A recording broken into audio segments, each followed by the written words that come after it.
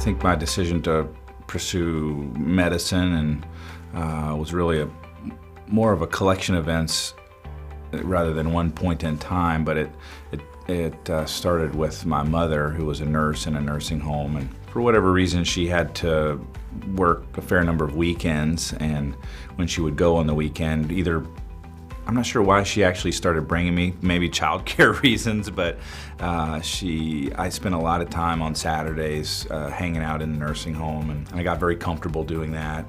And I would get bored and go sit with the residents and patients and either entertain them or have them entertain me. And that was the first time I really started to think, well, this is what I want to do too. I want to help take care of patients and care for people.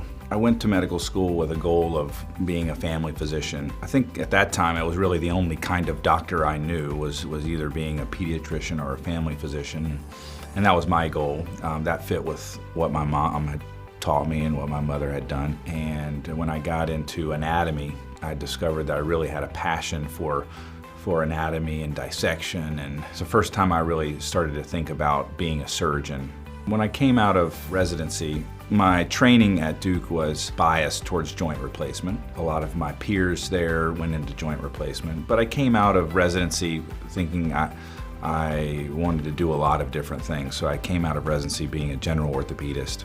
And the first 5 or 10 years of my career, I really did everything.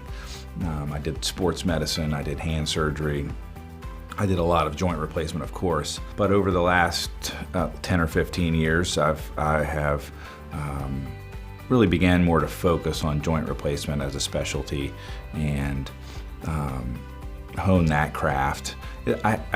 And also I have partners now who are also very good at their specialties, so I don't have to do everything anymore.